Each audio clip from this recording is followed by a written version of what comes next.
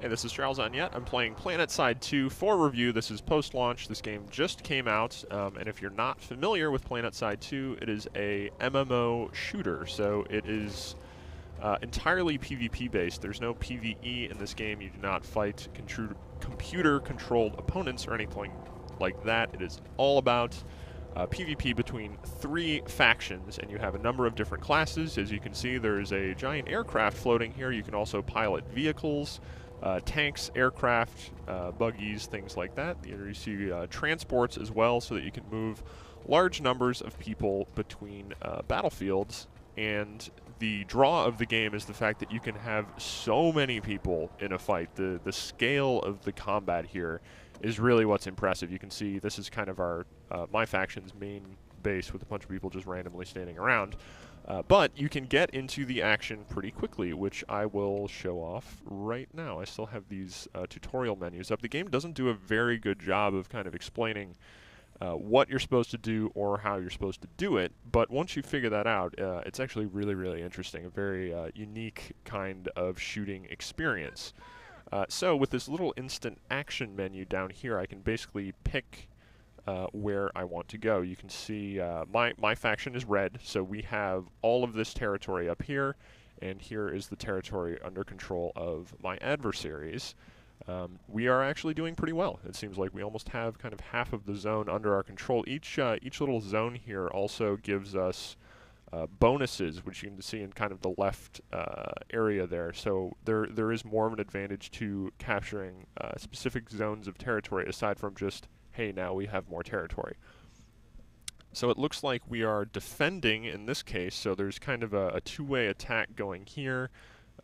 This station appears to maybe be under attack, which is right in the middle of enemy territory, and then there's some kind of combat going on over here, so it looks like something crazy is happening in this area. So I am going to deploy down here, just hit this, and there's a little countdown, and then I will go in via drop pod directly into the battle. So let this count down, and here I go. Just a simple loading screen. I'm on one of 3 continents. There are 3 continents in the game. All that area you saw was one continent, so you can transition between those fairly easily as well. So see, there's actually a fight going on here. I'm probably going to get killed lone wolfing in this game, or basically heading out into combat by yourself is a oh, hey! What just happened? The game is still a little buggy. That guy was kind of freaking out a little bit, like he forked an outlet, or so he's still freaking out down there. So going out on your own is just not really going to work. You should also join a squad too, so that you basically can, well, it helps for spawning, it helps just for staying together, so I'm going to join this one. You can just do that by accessing this little menu on your main menu. So I'm going to go back to the map, deployment, and pick a spot. So it looks like there's some kind of battle going on over here. I can spawn fairly nearby at a Sunderer, which is, as you'll see, this guy, kind of a mobile spawning platform. So that really helps out with keeping the pressure on an enemy while you've got a fight going on. So I have a couple friends nearby here. You can see there's just a whole bunch of people zoning in. Crazy lighting effects, obviously sci-fi moons and such in the background. We've got aircraft, oh god, we've got aircraft up there. Seem to be right in the middle of a battle. I am a medic right now, so what I just used there, which was that glowing green stuff, was my class ability, so that I can heal people, myself included, who are nearby. So I'm going to follow my squad up here. So I'm best at supporting. I also have, you know, a main weapon here. I have a sidearm, and I have a healing tool. And this will, when I'm nearby, when I'm close to someone, I can heal them. And if they die, I can revive them. And hopefully I can get into a fight here without getting horribly murdered, because it doesn't take much to die here. You can see the interface there, and I get points, I get XP for healing people. There you could see a light assault class just kind of jetpack over over top there. Looks like these guys are not doing so well. This guy needs some healing. Nope, nope, nope, nope. Oh my god. There we go. Sorry, that took a little bit. Oh god. Oh, we're all dead. Battle rank 18. That guy's been playing for quite a bit. So I can switch between classes very easily too, and here you'll just get an overview of what the classes are. You get the Infiltrator, is kind of like he can cloak, has a sniper rifle, light assault, combat medic, that's what I'm playing. You get an engineer, somebody who can follow around tanks and repair them. And you can also use tanks as mobile cover, so if you get a bunch of tanks together, it's easier to assault enemy positions and push forward while you take cover behind the tanks as they move, and the engineers are sitting back there repairing. Of course, if there are a bunch of snipers shooting at you, that makes that a lot more challenging. I also have there's a heavy assault class here who can basically deploy a shield of invulnerability for a little bit, which makes it pretty challenging to take them down in one-on-one combat. They're very good for pushing enemies out of buildings and things like that. And also, so are the max suits. These guys are much slower, but obviously, as you can see, have much heavier weapons. Of course, if you pick to play as this class, as soon as you show up on a battlefield, pretty much everyone is going to start firing at you. So you become a target. And this is a free-to-play game. There's a microtransaction system in there, but you also get cert points. The real money stuff is the station cash. I obviously have none of that. But by gaining experience, you get cert points, which you can then use to buy certifications for a lot. There is a lot to buy in this game. So I have, my basic loadout here, but this weapon has a cert menu associated with it. So if I actually saved up, I could buy additional parts for this weapon if I wanted to. I can also buy a whole bunch of stuff for my class as well to make me more effective, like this little applicator tool. Go to certs, and then you can see I have all these menus where I can upgrade things. I can purchase an advanced shield capacitor in this case, flak armor, so I can definitely upgrade myself in a whole bunch of different ways. I can actually afford some of these, some scopes. I'm not going to get them right now, but yeah, a whole bunch of ways to upgrade each class. So as you do specialize with a particular class, you can obviously get better with it, and then lots of new weapons to take as you continue playing with the class, as you continue to gain certifications, or I guess you can just directly buy them if you're impatient. Although there is a level cap on some of that stuff anyway. Also, vehicles. So here are some of the vehicles I was talking about. You can see some aircraft as well.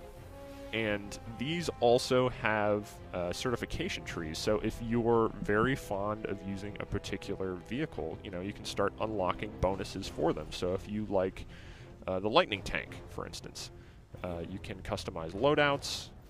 I only have this turret. Are there more turrets? But yeah, so you'll have cert trees associated with the vehicles as well. So there's a lot to go through here. And unlock as you play, which but the main draw of the game is getting into huge fights. But if you do continue to dedicate yourself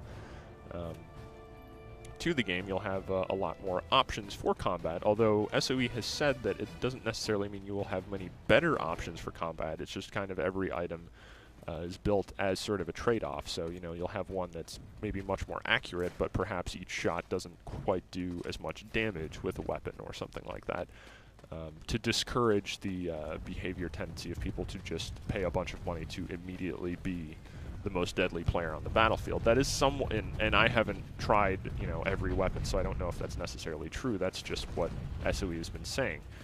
I will say it is difficult for a single player to really have much of an effect on a battle. It's much more about team play, and hopefully I don't instantly die when I get up here, but I would like to try and revive this guy. Oh my goodness.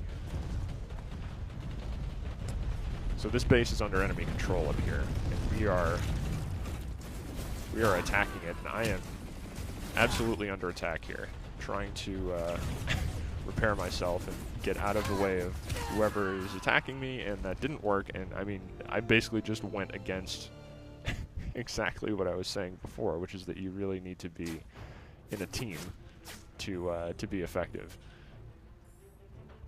Let's see if there's a better place to spawn. I don't think so. So I'm gonna come back here and see if I can actually get into a better position. Obviously, my strongest position is... oh my god, everyone's dead. Is with teammates. Here, I can actually revive this guy. So you see, there's just a short delay in revive, and then they can accept the revive, and if they do... Oh, that guy disappeared. If they do, then I would get experience for that, so I'm rewarded for playing my class role. I don't see any vehicle spawners here, but it's pretty easy to spawn vehicles. You know, it's not... You just gain points and things like that that you can then use to spawn tanks and transports so that you can get around the map a little more easily and obviously push into entrenched enemy positions. Of course, they're probably...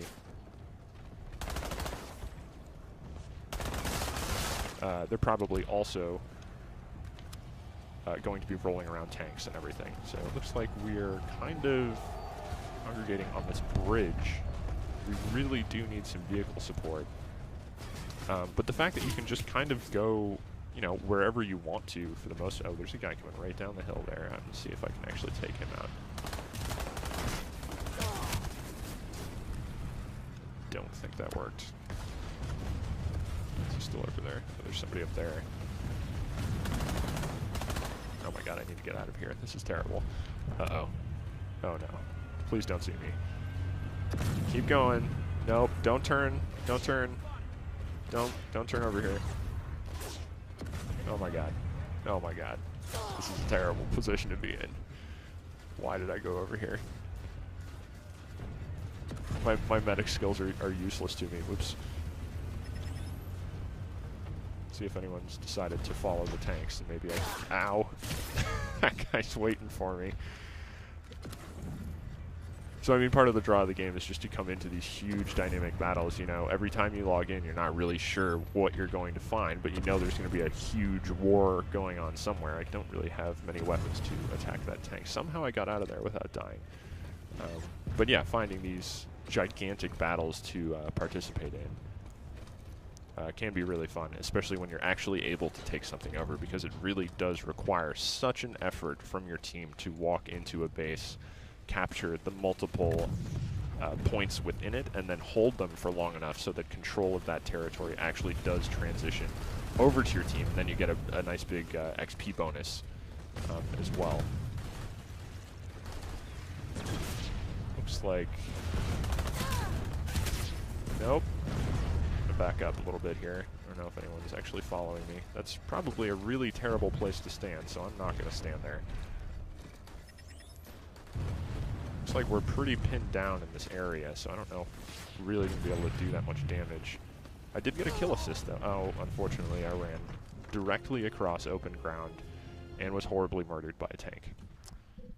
And unfortunately, right after I was killed there, I was booted from the server, and I can't seem to log back in. So, I mean, the game has been having some technical issues at launch. I've been having connection errors pretty frequently the second day after launch, which hopefully all get worked out soon by SOE.